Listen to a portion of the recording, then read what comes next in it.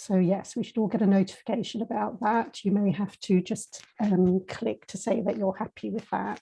And I'm going to just start sharing my screen now. I suppose as a just as a protocol, if we all stay on mute unless we're talking, and hopefully people will have the chance to be talking later on. But I'm going to just start sharing my screen now. And yes, just to formally welcome you all to the Connecting Nature Enterprise Platform Community Engagement Workshop, just so you can check you're all in the right place. I'm just going to try and move my PDF. It doesn't seem to be, so I'll do it manually. So yes, today is a chance for our community, a community of interest, community of practice on the Connecting Nature Enterprise Platform, just to share some good practice. And also, as this is officially our first get together, I thought it would be useful to just frame some of the principles that exist for community engagement as an important element in delivering sustainable and socially inclusive nature-based solutions. If it's okay for people to mute themselves unless they're contributing, that would be really helpful. The panel today are myself, Paula Vandegat, Javier Crespan, Carlos Zotero from Ecos do Sur, and Hanneke Stenfert from OpenCart. We will, I think, all be sharing some PowerPoints initially, but hopefully after that there will be plenty of time for questions to the panel, for a more general discussion, which would be good. So my name is Paula Vandegat. I'm a director of Empath. I've been involved in Connecting Nature since it started and was part of the drafting team for the proposal. So that's been over 4 years I've been involved, most of that as a senior research fellow at the University of East London, but more recently as a director of Empath, which is a spin-off social enterprise from Connecting Nature. And we've been developing a new co-production process with Connecting Nature Cities, and it's called the Sarajevo Process. And I'll just tell you a little bit more about that. So the cities we've been working with are Sarajevo, A Coruña, and Nicosia. And it's a co-creative arts-based engagement tool, and it draws on our memories, it places us in nature, captures our embodied experiences. And it's a way really for the people who take part to tell our stories both with and in nature.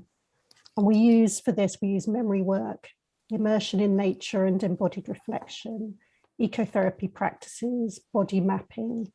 And it's a very lovely process that we're just piloting and fine-tuning with our Connecting Nature Cities. And then hopefully we will carry on beyond Connecting Nature itself, which finishes in May next year, as Empath, delivering those services.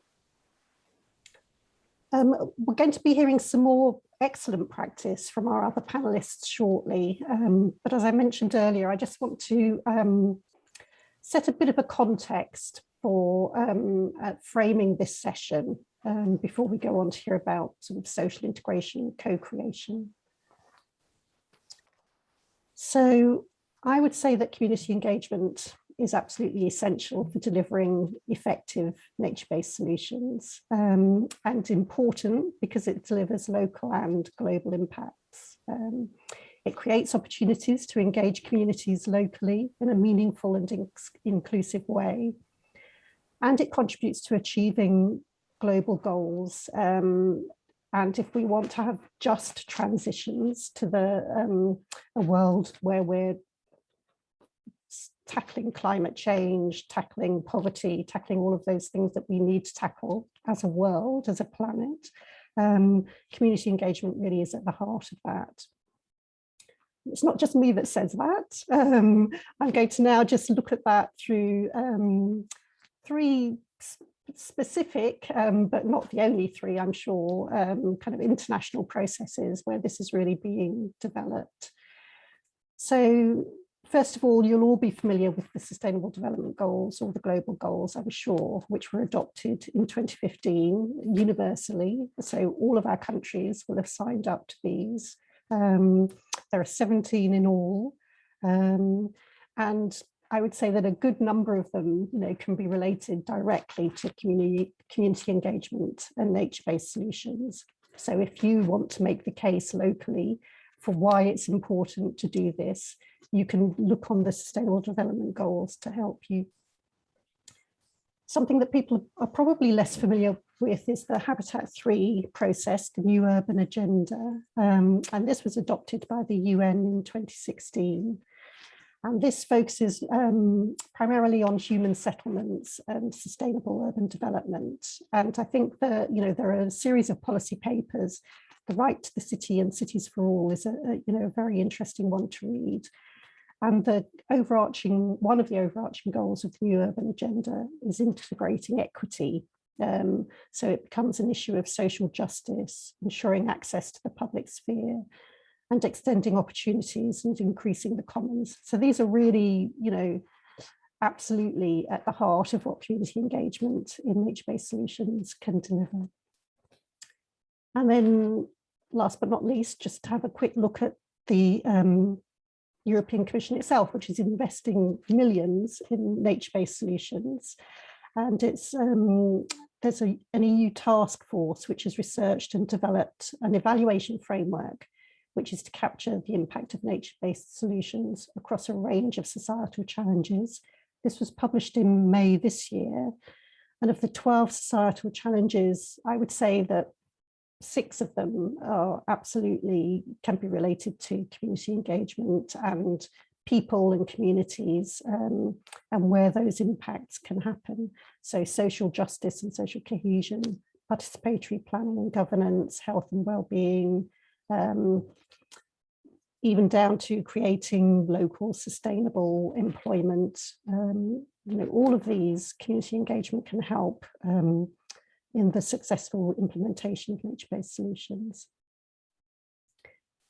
And then there's also being developed a draft white paper on the nature-based economy, which, given all of this money being invested by the European Union into nature-based solutions, the aim of the white paper is to really see how we start to develop the nature-based economy and attract more investment into the sector. And so each of the Connecting Nature Enterprise Platform communities, all 9 of the communities, are being invited to contribute our comments and experiences. And that will go towards developing this promotion of the nature-based economy.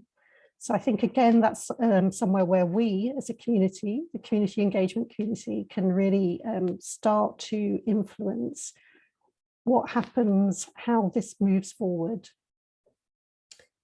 And just some key questions for us to consider. I thought it would be useful as we just go through this event today. As a community, how do we make the case for community engagement in the development of nature-based solutions? Who do we make the case to? Who do we need to tell about why this is important? What are the barriers and enablers for community engagement in nature-based solutions? And what resources are needed? So that's maybe something we can come back to at the end, once we've heard the other presentations and are ready for some discussion. But I just wanted to put those now so that we can just have them in our minds as we go forward. So I'm now going to hand over to our other panelists to share experiences looking at social integration and co-creation processes. So first of all, I'm going to invite Javier and Carlos from Costa Sur, and then Hanneke from Open Cart, and then we'll open the floor for questions and discussion. So thank you very much. I'm going to stop sharing, put myself on mute, and invite Javier and Carlos to go. Thank you, Paula. Let me share my screen now. Hello, everyone. My name is Javier Crespan, and I am the CEO of Ecos do Sur. Let me tell you a little bit first about Ecos do Sur. Ecos do Sur is an NGO that was founded in 1991 in the city of A Coruña in Spain. We work with vulnerable populations such as economically disadvantaged migrants, the long-term unemployed, recipients of social assistance, survivors of gender-based violence, among others.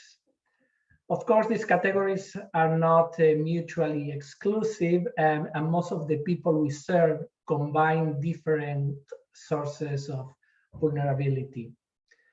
With our projects and services, we reach about 8,000 people a year, both in the region of Galicia, where we have our headquarters, and in Madrid, where we also have a regional office.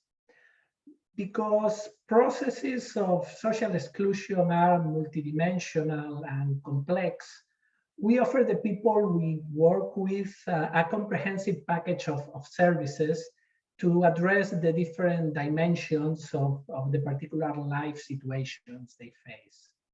But beyond all the direct services we provide, Ecos do Sur also engages in a variety of awareness raising and social participation activities. And in the last few years, for example, we have developed a fast-growing program to train people to combat hate speech online, particularly xenophobia and racism, and to create and spread positive narratives about migration and social diversity.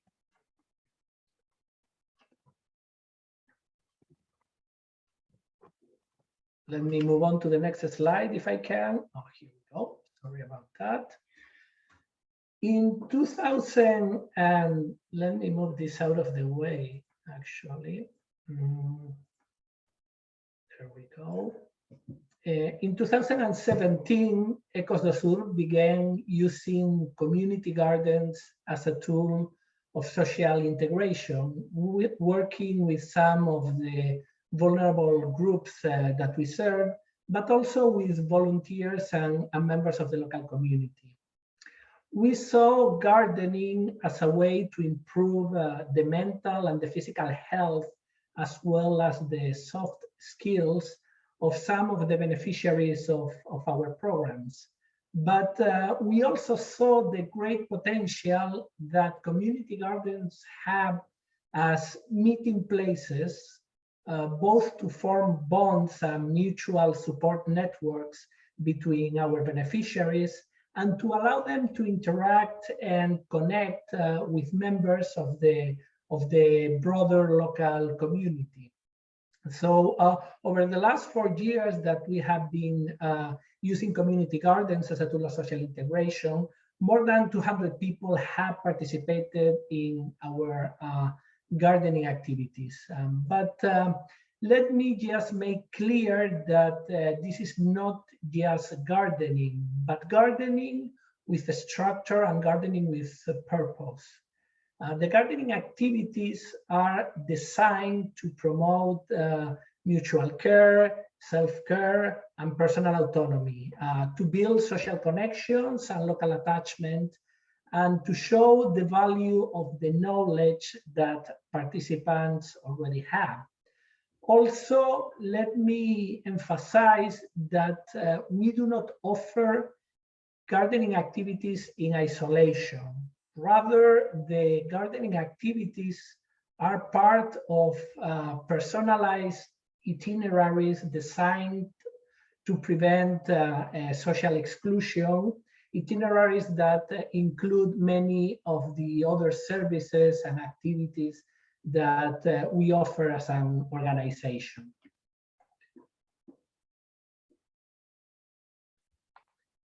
Some of the impacts from gardening that we have detected in the vulnerable people we serve include better mental health, greater self-esteem, a sense of empowerment, improved personal motivation, a greater sense of belonging, and as well as local rootedness, and the development of stronger social connections. Also, at the neighborhood level, it has given a greater degree of visibility to the vulnerable populations we work with, and has helped promote intercultural dialogue with the local neighbors. But better than me telling you about the impact, let's hear it from some of the participants. The following quotes that I'm going to read come from one of our gardening programs with irregular migrants. Fernando, for example, says, the garden pushed me to interact with others, to stop remaining locked at home. At least I wasn't sleeping all day. I would get up and get dressed because I had to go and water the plants. Before, I wanted to sleep all day because, as the saying goes, to sleep is not to suffer. I liked the garden because it gave me something to do. Let's hear now from Germán. I liked it because it helped me a lot with my emotional issues, with personal growth, and with self-esteem.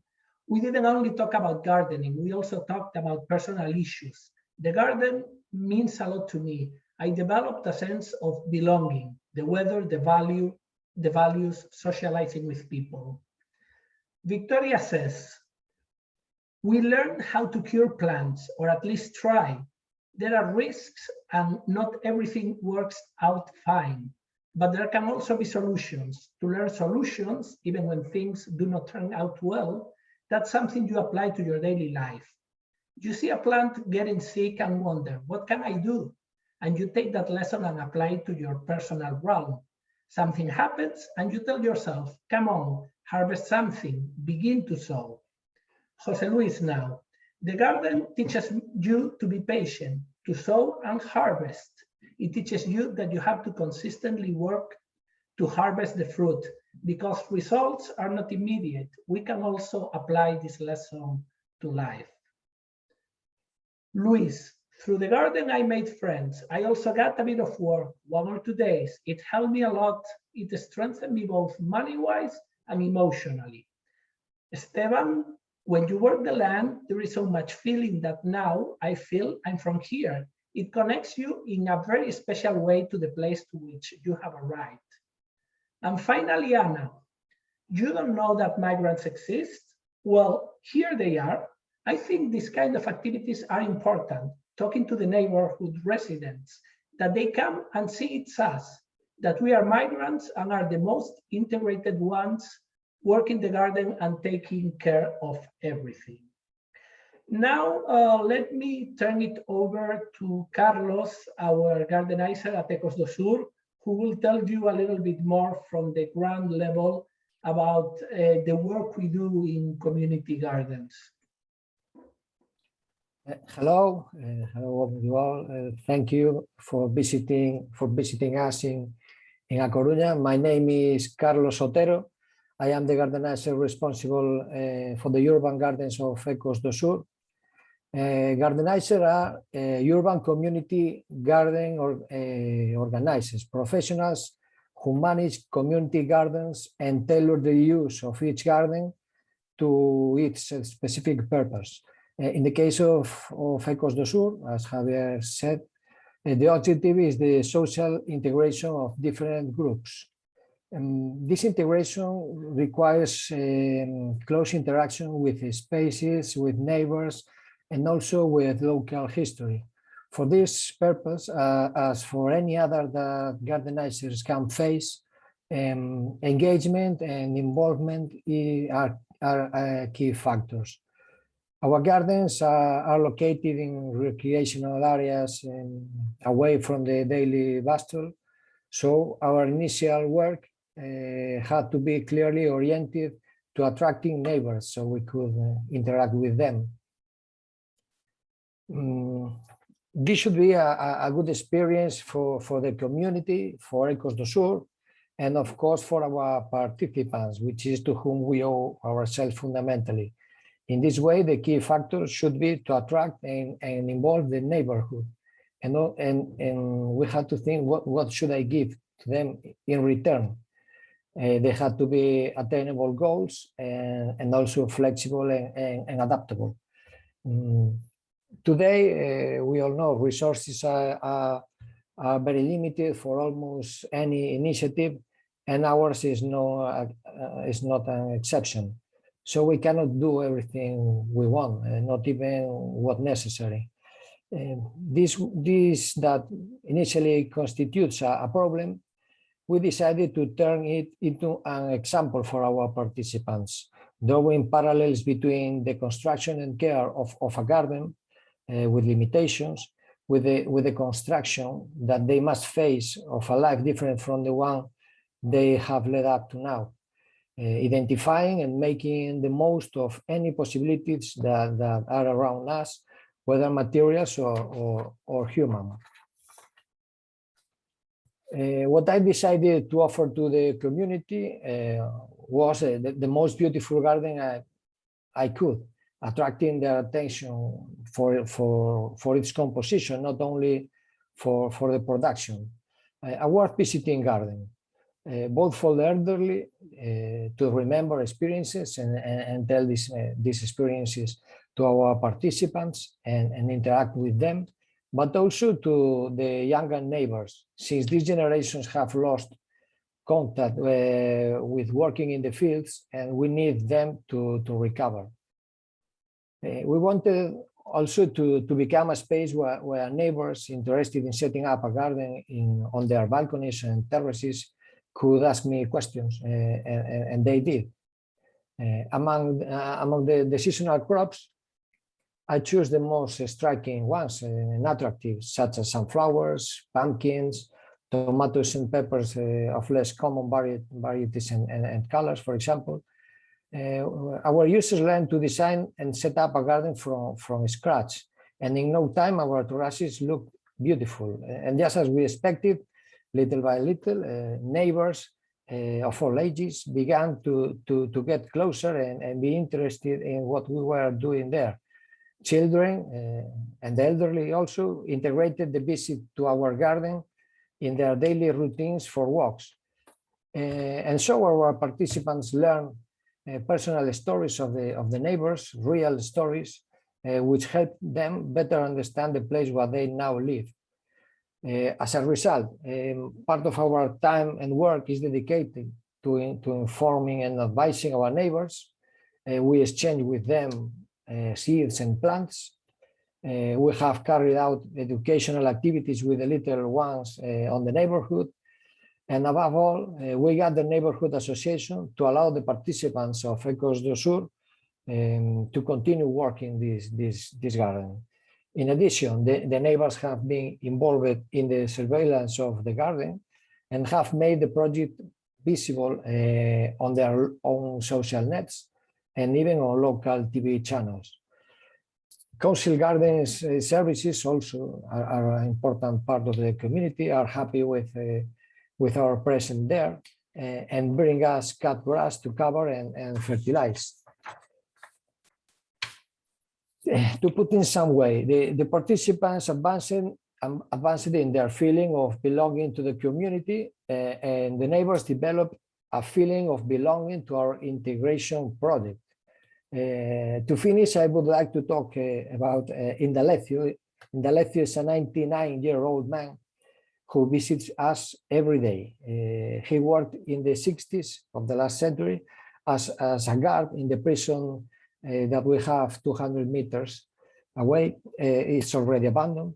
That was hard times of dictatorship, but he convinced several neighbors who had their gardens around the prison to allow trusted prisoners to work in those gardens so they could have a better day.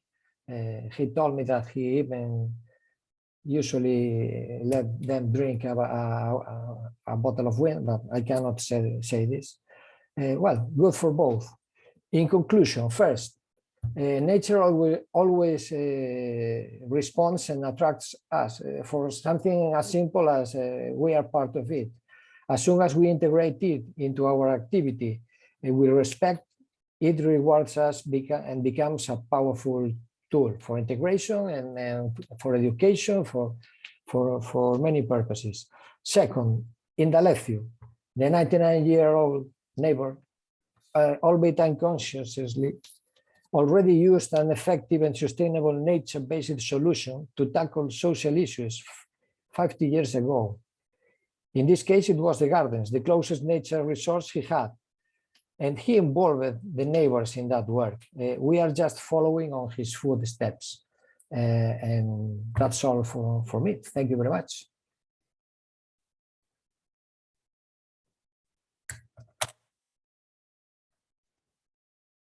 Paula, you're muted, I think. Whoops, thank you very much. That's great. Thank you, Javier and Carlos. I'm going to ask Hanneke to present now, and then what we'll do is once Hanneke's finished presenting, anyone who has any questions about any of the presentations would invite you to speak, or in the meantime, if you have them and you want to put them into the chat and prefer to do it that way, please do. So can I invite Hanneke now to share your slides? Yes, thank you, Paula.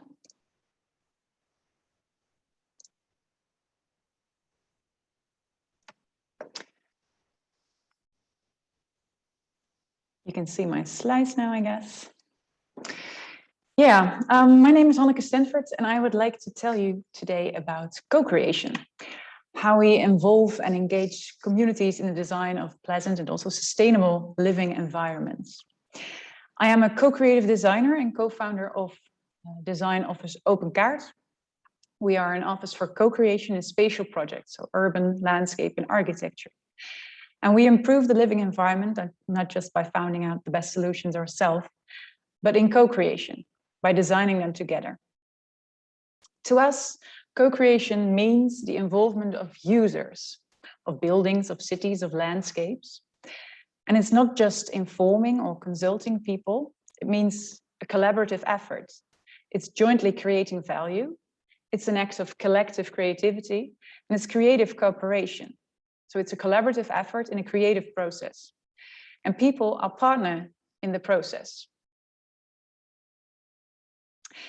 And we do that, for example, to create better workplaces. For example, for an NGO that supports refugees, but wasn't able to give all their clients and their volunteers the privacy and meeting space they needed. And by sharing their daily tasks, their daily organization, and creating a shared understanding of their needs, we created a new place for them together. We also co-create to help communities, for example, a church community that wanted to define a new relationship with their neighborhood. From a dark and closed building, we work together to transform the church, together with the church members, into a new community place where not just the community can meet, but also the neighbors can meet each other. We do it with buildings, but we also co-create for better landscapes. In this case, for a climate resilient landscape. For example, in this rural place in the area, the eastern part of the Netherlands, where together with the local community, we created a vision for the future of this village and this landscape. I will tell you more about this example later. Because first, I want to share why we work in co-creation. To us, it's very important to work this way because we can include local knowledge to create better solutions. We create a better understanding of the impact of solutions, the impact of designs. Co-creation allows to make transparent decisions, for transparent decision making. And it's also important for a better support of solutions, because the best solution doesn't work if people don't use it or don't embrace it. So this last point is very important to us in our work. We don't want to make things for ourselves. We want to empower the people who use a building or own a piece of land or take care of a neighborhood to create the place they want during the process, but even important, also after the design process. To show how that works, I want to take you to Nijbroek, the landscape I just showed you. In this case, we are creating a climate adaptive polder landscape.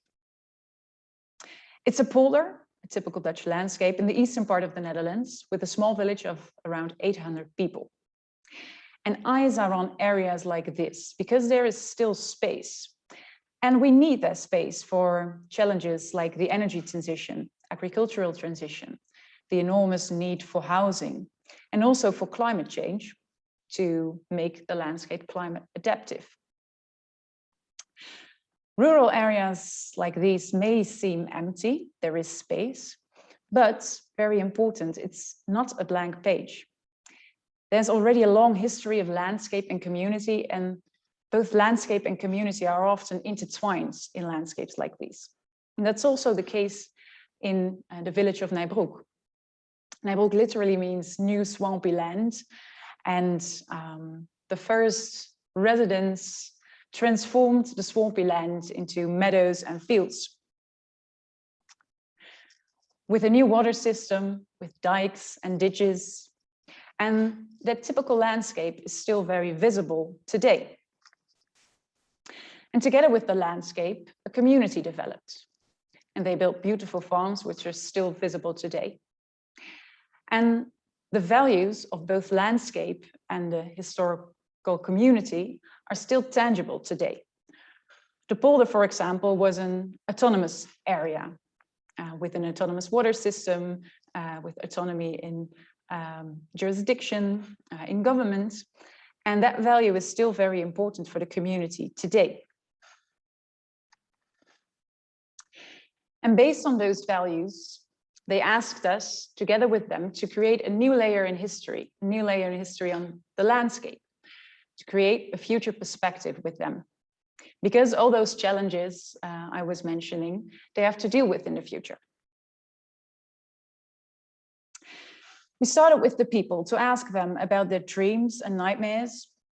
And in 6 of these meetings, we discovered the main values and qualities of both landscape and community. And we translated them into a future. We created a vision that touches all the relevant themes in this area, such as biodiversity, agricultural activities, energy, but also themes like affordable housing, local services, and social cohesion.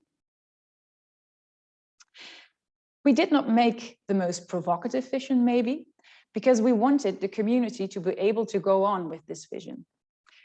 We wanted to activate them to translate the vision into concrete solutions. And they did. They established a local cooperative as a form of organization to take all kinds of initiatives. An example of such initiative is the transformation of a former farm into collective housing.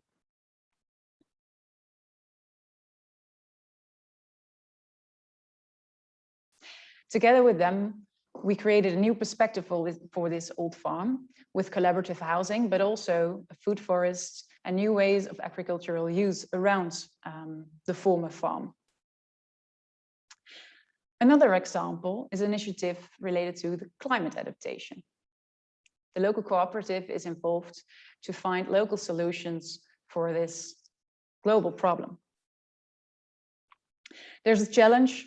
There are some challenges with flooding and drought in this area. And based on the values of the history of the landscape, the qualities of the community today, we are designing solutions for their landscape to become a climate adaptive, climate robust polder system.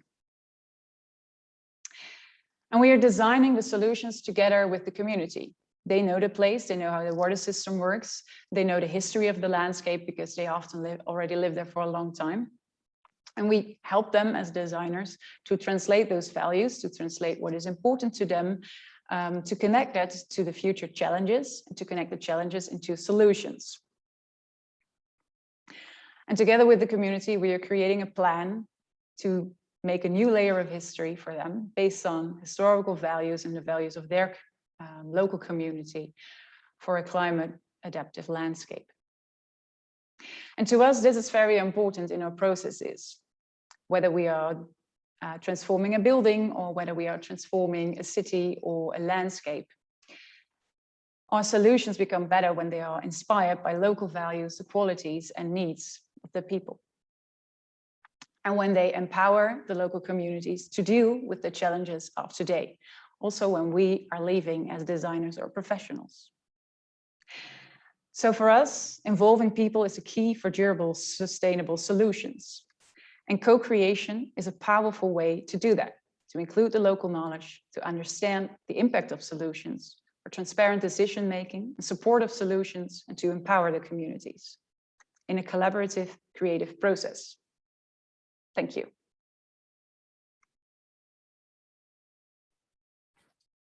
Thank you very much, Hanneke. That was fascinating. And what I really like about having those two examples is the difference in scale.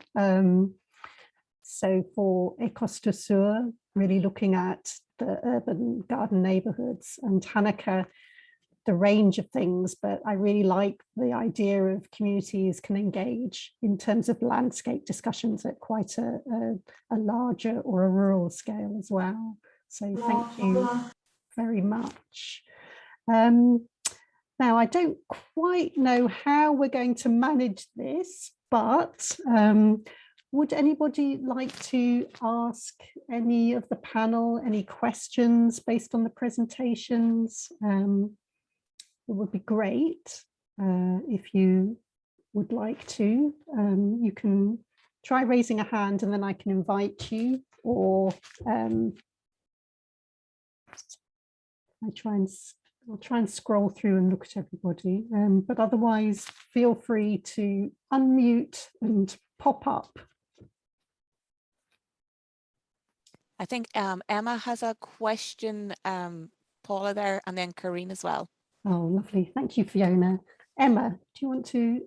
Hi everyone. I'm Emma Halliday from Green Space Scotland. I'm joining you from Scotland in Glasgow. I had a question for Hanneke. I was interested in whether you use particular tools each time you do that process, whether there's tools that you use each time, or whether you do something bespoke every time you go into this process, and kind of what techniques you think have worked best for you in getting this information, and I suppose making that community feel comfortable to give you their knowledge.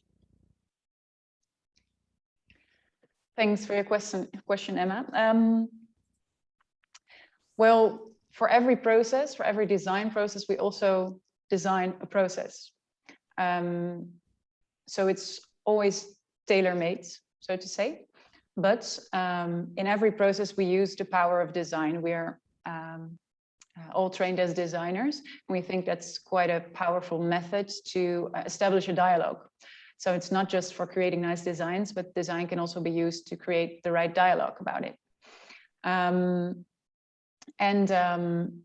We always use different tools depending on the process, depending on the scale of the project. But we always try to use imagination. Using our design skills to imagine the future and to help people to make it imaginable, and then have the right discussion about it. So in creating pictures about the future, for example, we are very aware of the fact, what kind of discussion do we want to have? Where do we want to talk about? And then we have to create the right tools for that, right pictures for that. So we never make smooth renders, for example, from smooth buildings, but it's always sketchy to be able to elicit a discussion. And we also always try to make use of creating different solutions together. So it's not just one. We always use our designs to elicit the right discussion. So it's never Thanks for your inputs. This is our output. It's always a discussion again. Thank you. That's very helpful. Karine, did you have a question? Yes, thank you both for your inspiring stories. I had a question for Carlos and Javier. I was wondering, when you first started setting up this urban garden, I'm not sure how old it is, but how did you make sure that people came to the garden and started seeding the vegetables? I can imagine that first step or that first bunch of participants is more difficult to get involved. Can you tell me a bit more about that? Thank you, Karen. Well, we did not create the spaces ourselves, right? We worked the spaces, we created them from scratch, like Carlos said, in the sense that these were just spaces for gardening, but the spaces for gardening are municipal gardening spaces. So it's not like we just decided to use some plot of land that was ceded specifically to us, right? We just petitioned the local government to be able to use some of the community gardens that the local government was making available for neighbors, neighborhood associations, and other civil societies, civil society organizations like us. As for the recruiting of the first participants, we have always been using the gardens as part of our broader package of services and activities. So the participants were recruited from our own programs, right? We were already providing services to those people. So we pitched the idea to them in several of the programs where we thought that this particular type of activity would fit. And, you know, some of them were interested, some of them were not, of course, you know, like with everything. Some of them started gardening activities and then decided that it was not for them. So it's not necessarily that it's a tool for everyone, but it is a tool that is quite useful within a broader toolbox. I don't know if Carlos wants to add anything to this. Yes. I would like to talk about the when you have not a parcel, a municipal parcel. You can find two links, Gardenizer and City Farms. Well, you can find information about the process of how to choose a land, how to negotiate with landowners, how to what are the key factors you need to start with a project like this if you don't have a municipal parcel. Okay. Thank you both. That was very helpful. Can I ask a follow-up question? I don't know if I'm allowed to ask questions, but I will. So these are municipal plots. I mean, does that just make things a lot easier if you can access a municipal plot? And would you recommend that as a first, you know, the first thing to do is to see if the municipality has areas available? I mean, I guess that would make the process easier, but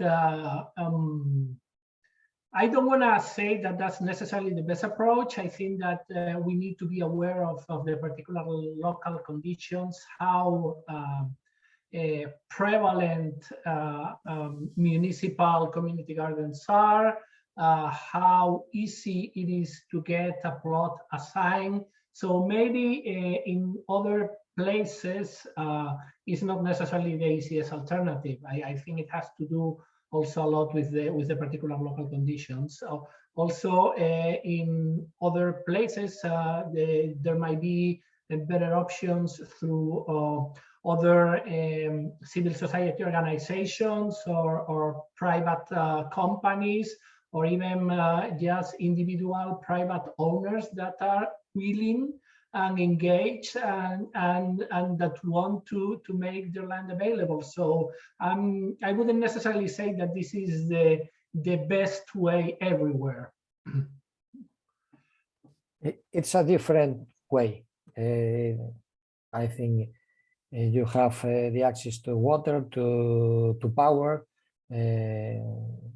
It is that you have to solve in a rural place, but it's more, you have more freedom in where authorities are not involved. But in A Coruña, we are very, it's very helpful how the council faces these agricultural activities. Thank you. I've noticed in the chat that Stephen Smith has posted a couple of questions. Stephen, I don't know whether you want to join and ask them yourself, or whether you would like me to read them out. I'll give you a moment in case you want to join.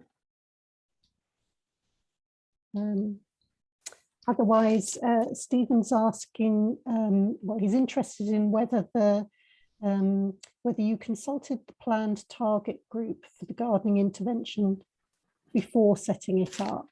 And then, was the gardening initiative seen as being something that the vulnerable groups had an interest in and wanted?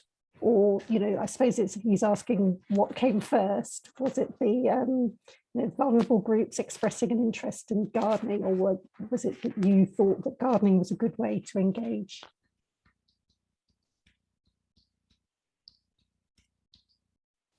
I think that the first question is for Hanneke, I assume, and the second for Carlos and I.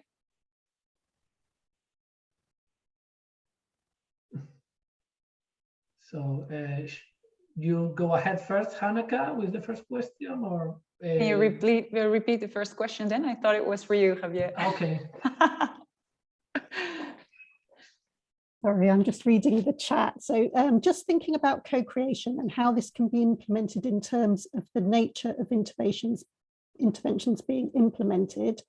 I'm just interested as to whether you consulted the planned target group for the gardening intervention. So yes, I think it is for us. You're right, Hanneke. I guess the starting with co-creation kind of threw me off a little bit, but yeah, you're absolutely right. Yes, no, I wouldn't say that it was a pure example of co-creation in which the initial idea came from the target group. But we did internally sense through some of our programs that it could be useful, among other things, because you know, we are in a city, not a very large city, but nonetheless a city and relatively dense. And many of the migrants that we work with originally come from rural areas in other countries. So the issue of missing the relation, the direct relation and direct work in the land showed up from now and then, right? So I would say that the initial spark for the idea did come from the target group, but the proposal for the program came from the organization, from Ecos do Sur. But of course, before developing into a full-fledged program, we did go back to the populations we served, and we mentioned the idea to get their feedback to see if there was enough of an interest to justify starting a program of this nature and looking for funding to implement it.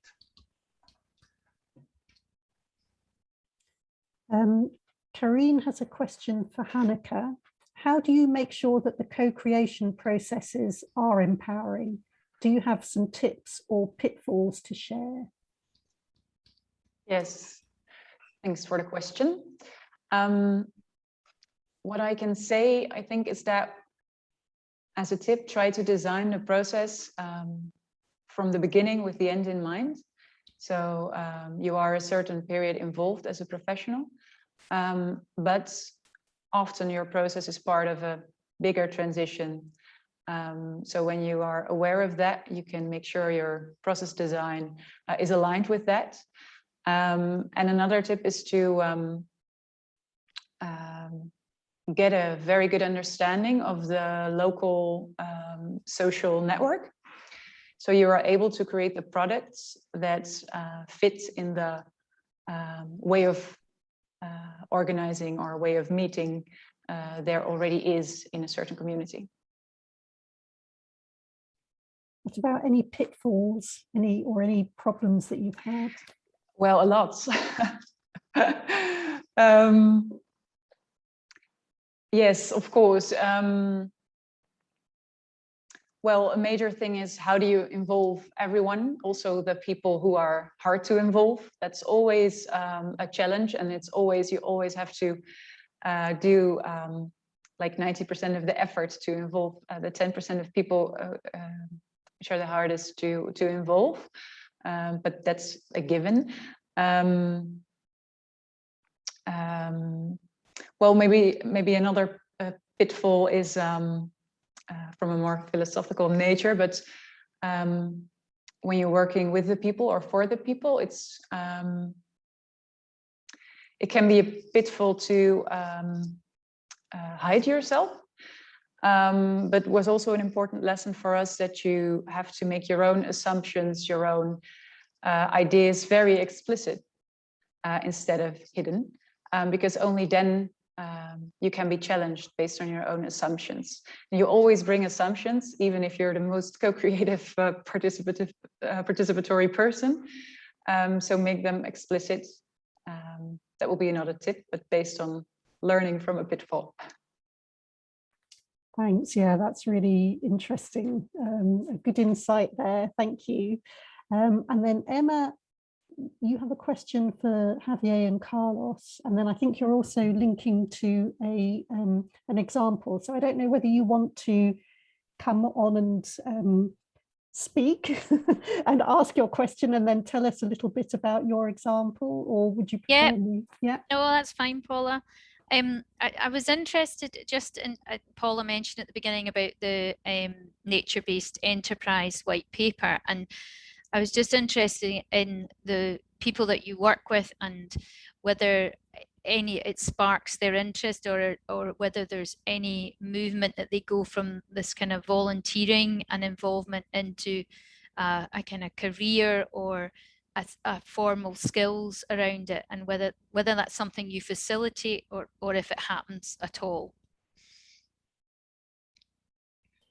Well, these are more legal matters that Javier can talk about, but the objective is, as Javier said, is to integrate, to self-care, to know other people, basically integration. The short courses where they can learn the basic skills. But what I can say is that some companies contacts with our NGO to offer some job positions, but it all depends on their legal moment that they are. Javier can say more about this. Let me make clear. I understood your question well. You are asking if we use our gardening program to funnel the participants into employment or employment opportunities or official trainings in this area to, okay. As an organization, Ecos do Sur also has a quite large labor orientation and labor training program. So while the primary goal of the gardening activities has not been geared towards funneling the people to particular employment opportunities, other than at a very general level, prepare them in terms of soft skills and things of that sort. We did use our gardening activities to, in some occasions, recruit some of the participants into some of the employment programs that we had that had a gardening or an agricultural component. We haven't done it in a fully conscious, fully well-structured well, but we have done that occasionally, yes. Thank you. Paula, do you want me to say just a brief word about the garden project that I've posted? Just very brief. You don't have to be brief, it's fine. You can tell us a good description. So this is a project in Glasgow that we have an organisation across Scotland called Sacro, who work with people coming out of prison service or offenders, and in the last 3 years they have started to work with the council on some sites in their public parks, and to work with them to develop a similar thing, to develop their soft skills and their it's completely voluntary. They can do an accreditation through the Horticultural Society, and that has been very successful, and they started with one park they worked in, and they're now doing work in at least another couple of parks. So it's just another project, but it particularly is around ex-offenders, and its ambition longer term is based on to try and create pathways to employment and skills, because one thing we've seen, there are a lack of skills, particularly around nature-based solutions and an understanding of the biodiversity and the specialist horticultural skills. So they are hoping to move in that direction.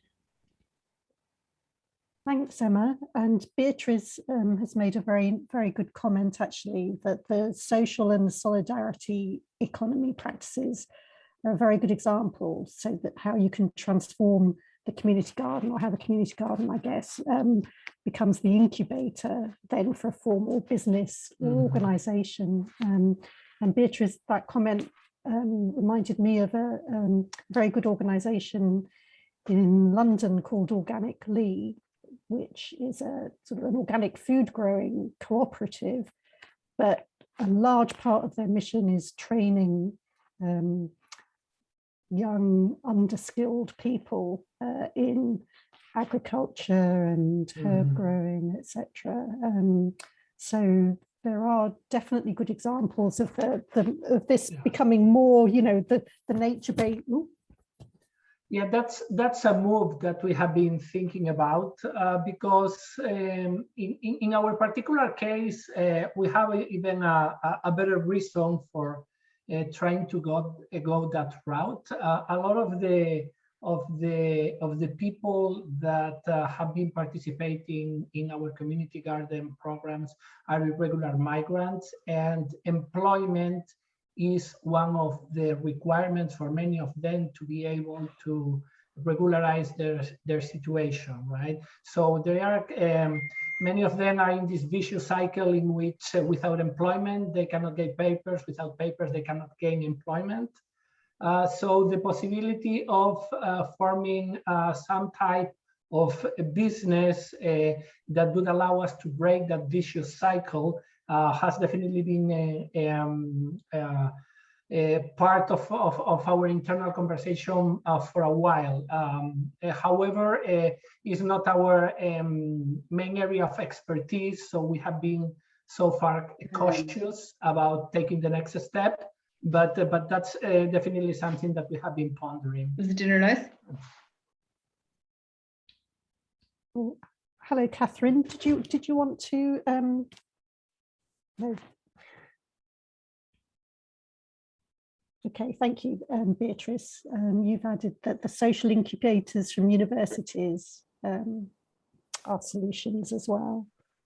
If you want to join and just explain a little bit more, I don't know if you have experience of social incubators from universities, that would be great. Otherwise, I'm just trying to find the Organically website, and I'll put that into the chat as well.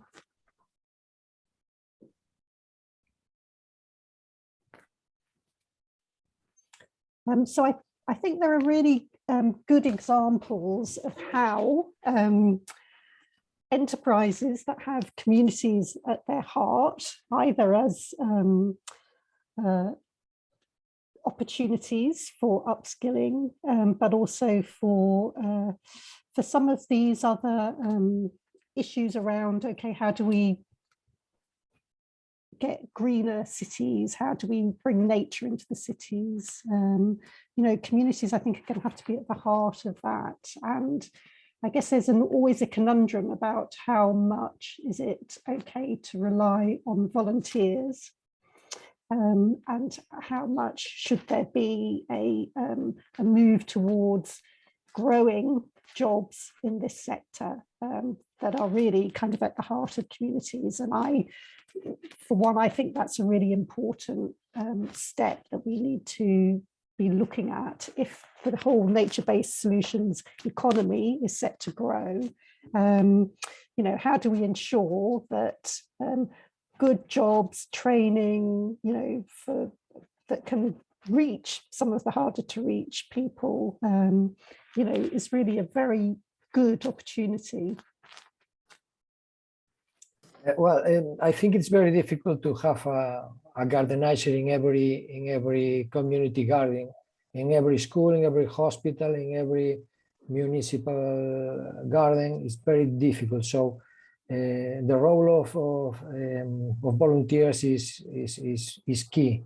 But the role of the gardenizer in a special area who can work at the schools in learning with kids, in the hospitals, in the daily care centers for the grandfathers, and who can work with the volunteers at the school in every one of these community gardens. I think it's the best way of having a professional presence in the entire area. You can have one in every community garden, but you can have one that can organize the activity and even put into contact to one with the others. Thank you. Karine, did you want to make a point? Yes, I completely agree with you, Paula, that community is really important to have when trying to green our cities and also work more with nature-based solutions. And I agree also with you that you say we should be able to create more jobs, but I think there are also more like smaller steps to take first, maybe to also make it more fun for citizens to participate in that. And I really think just with a little bit of funding, you can already make such a big difference. For instance, here in the Netherlands, there are many cities who have started a campaign that's called Flip Your Tiles.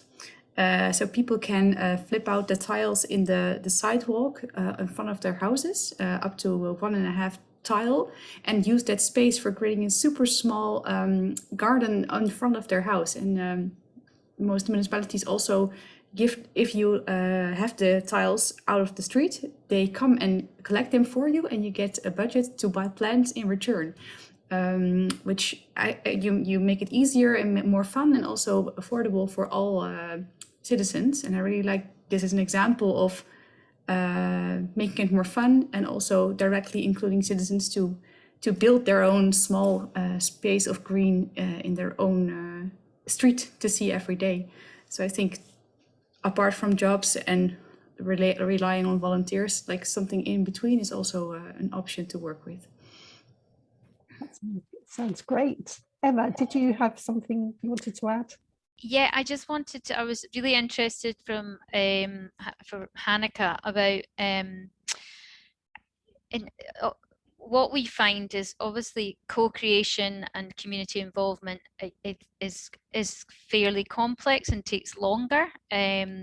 So often, sometimes it gets left behind a little bit, or it's always there at the beginning and it doesn't translate in the end. So I was interested when you're appointed as a design and a group of people, whether you're in, from projects you've just mentioned, are you contracted through those organizations with that all built in, and because it's your expertise, or where does I don't know if you're appointed through a kind of municipality, or if it's generally a kind of community based organization that will work with you. Well, it depends. It can be both. It's often a governmental organization, but it can also be a residential organization or a citizen organization. In the case of the Nijbroek project I've just showed, we were asked by the local community. They are organized in a kind of association that represents the interests of the community. And they asked us, but the municipality paid us. Okay. So they together decided to take us, but the community proposed to choose us. The nice thing of this project is that as one of the results of the project, the community established a local cooperative. So that's the organization that really can do projects. So they can take money from subsidy programs or that sort of thing. So it's more than just an interest organization. So as a result of our project, they also organize themselves. And then they become the client, for example, of the redevelopment of the former farm. So by establishing that organization, they are able to become the client, or able to assign professionals themselves. And in terms of that kind of pathway, I suppose, for that community, I mean, in Scotland we have organizations like that, and they often become what we call development trusts, and we have an organization that supports them. Is there support that comes, in terms of those skills that are needed? Is there support that comes from the municipality to help that process? No, there is support in the sense of that they are that the municipality is very happy with these kinds of initiatives, and because they are, for a lot of things, heavily dependent on initiatives from citizens. But there's no professional support or support in skills or knowledge, no. So the group has to do that themselves, and it depends on actually the skills that are available within the group. Thank you. Javier, did you want to come in? Yeah, I have a question for Hanneke. One of the things that I have found always more difficult in some of the context some of the countries I've worked with regard to co-creation is the fact that there is rarely a level playing field, in the sense that every community has its own power asymmetries within it, and so not everybody is on an equal footing to participate. How do you, in practical terms, try to correct for that? Mm-hmm. Yeah, that's a good question, because on the one hand, you want to create a level playing field, but on the other hand, you sometimes need it's also okay if people want to participate and not be the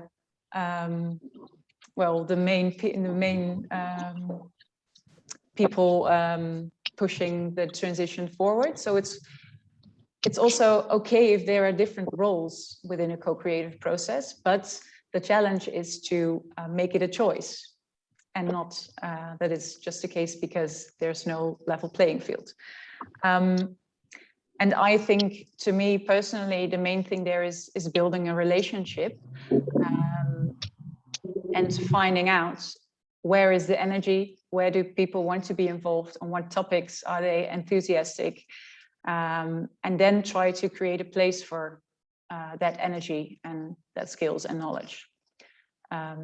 So really trying to get an understanding of what is already there in a community and where the energy is to move forward and facilitate that. And there can be quite different contributions. I think that's really interesting. We're literally 2 minutes from the end, I realise. But I think that, you know, really we're just touching on some very important aspects of around meaningful and inclusive community engagement and what that looks like, and the skills that are needed by the practitioners to ensure a robust process where, yes, you will have the people who are more vocal, but how do you ensure that others have a comfortable and valued and recognized role within any co-creation process? And I think that's, you know, it seems to me that that's a crucial thing for, if we're considered, community engagement is considered one of the nature-based enterprise sort of communities, you know, what does that mean in terms of the skills that we offer, whether it be in landscape design, whether it be in, you know, integrating people, you know, these are all skills. You know, I know Emma is highly skilled at engaging communities in Scotland. You know, it takes so many different forms, it involves so many different skills. How do we, as a part of this sector, ensure that there is procurement and there is time in a process for it to be done well, because it needs trust, it needs time, you know, it needs people who are able to do this so that everyone does have a fair shot. And I think these are conversations that we need to just keep having. And I'm not quite sure, I need to speak to Fiona and Horizon Newer about how, as a community on the Connecting Nature Enterprise platform, we can carry on having these conversations, advocate for the skills to be there, valued, identified, and included. So I'd like to thank you all very much for participating.